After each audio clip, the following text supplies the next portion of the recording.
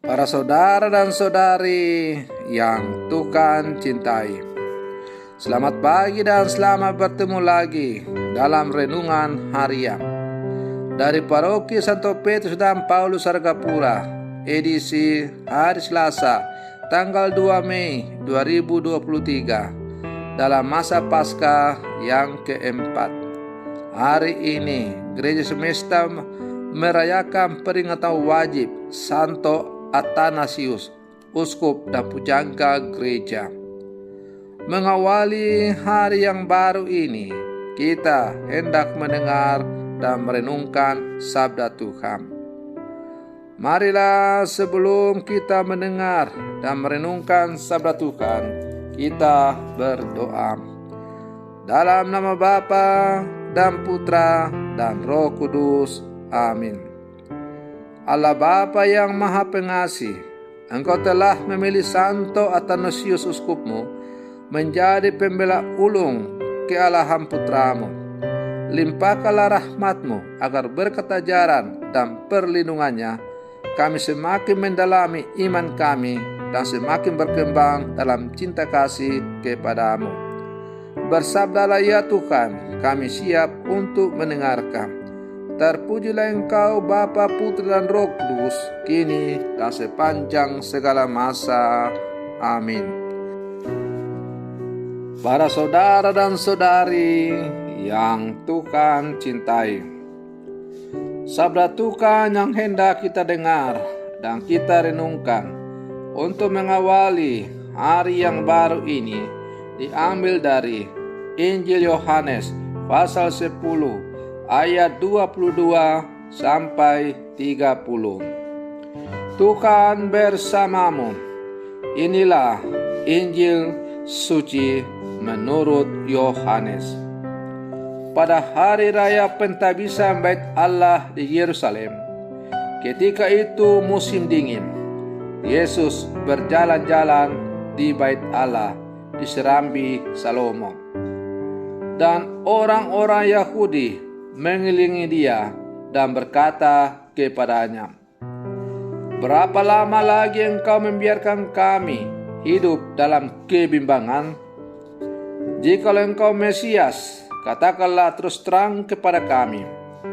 Yesus menjawab mereka, "Aku telah mengatakannya kepada kamu, tetapi kamu tidak percaya.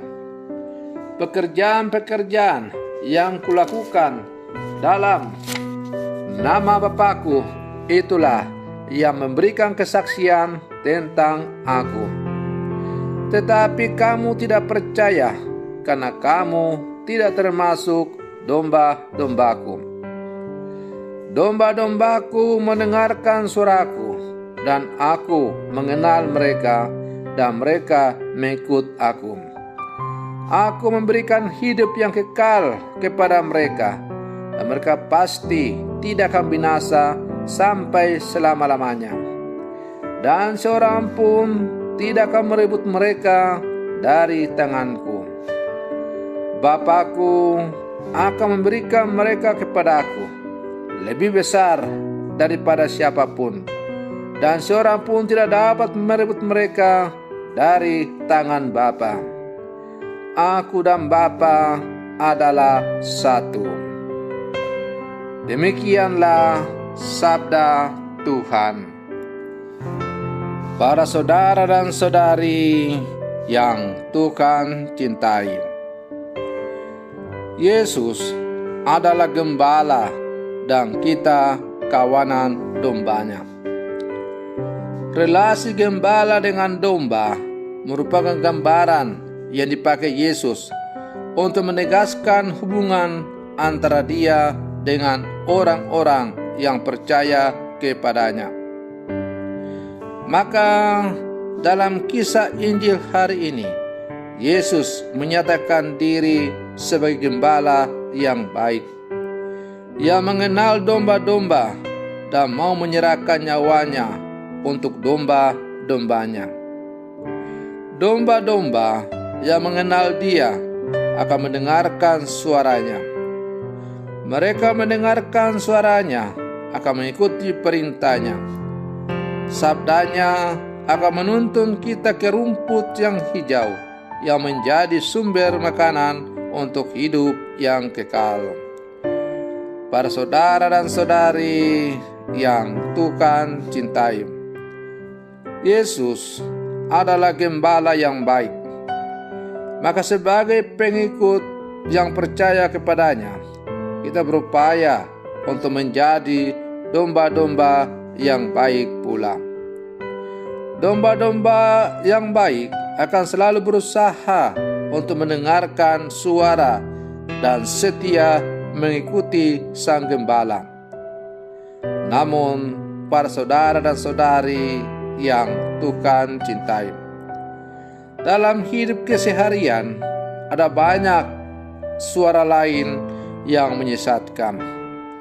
Suara-suara ini seringkali membuat kita tidak berkonsentrasi mendengarkan suara Yesus. Acap kali suara-suara handphone terdengar lebih baik ketimbang suara Tuhan yang memanggil kita untuk datang kepadanya dalam rangkaian doa dan ekaristi. Kadang-kadang suara sinetron lebih menarik dan menggoda untuk kita duduk setia menonton pelbagai macam sinetron di depan televisi daripada mengambil biji-biji rosario dan berdoa rosario, atau membuka kitab suci dan merenungkan sabdanya, atau pergi ke dua kombas. Para saudara dan saudari yang Tuhan cintai, masih banyak suara-suara lain dalam hidup kita yang membuat suara Tuhan nyaris tidak terdengar. Dan haruslah kita akui dengan jujur bahwa terkadang suara-suara lain itu lebih menarik daripada suara Tuhan itu sendiri. Maka tidak mengherankan kalau kita bisa berlaku seperti orang-orang Yahudi yang selalu bimbang dengan karya dalam kehidupan. Allah telah melakukan banyak pekerjaan untuk keselamatan kita. Apakah kita mengenal Dia dan pekerjaannya?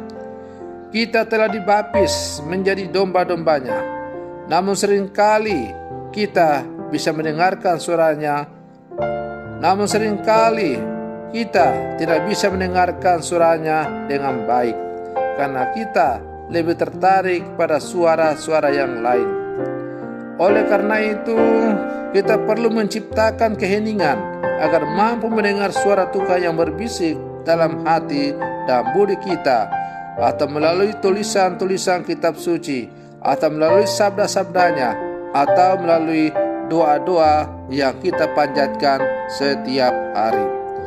Para saudara dan saudari yang Tuhan cintai, sebagai murid-murid Yesus yang hidup di zaman sekarang, kita diajak untuk semakin merasuki dalam kedalaman iman kita sebagai murid-murid Yesus.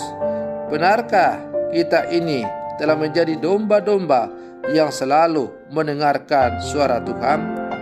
Ataukah kita seperti orang-orang Yahudi yang lebih suka untuk mendengarkan suara lain daripada mendengarkan suara Tuhan? Maka masa Prapaskah, masa Paskah merupakan kesempatan yang bagus untuk kita bangkit bersama Kristus. Kristus telah bangkit, maka hendaknya kebangkitan Kristus juga membuat daya kebangkitan dalam hidup kita. Kita bangkit untuk semakin menghidupi iman kita. Kita bangkit untuk semakin meyakini bahwa Kristus adalah satu-satunya gembala yang baik, yang telah rela menyerahkan nyawanya demi domba-dombanya. Maka sebagai domba-domba yang mau taat kepada Kristus yang telah membawa keselamatan berkat kebangkitannya itu, kita diajak dalam seluruh kehidupan kita sungguh-sungguh menjadi saksi-saksi kebangkitan yang sejati. Semoga permenungan saya untuk mengawali hari yang baru ini semakin menghantar kita untuk menjadi saksi-saksi kebangkitan Kristus yang sejati dalam seluruh kehidupan kita. Semoga demikian. Selamat pagi. Tuhan Yesus memberkati.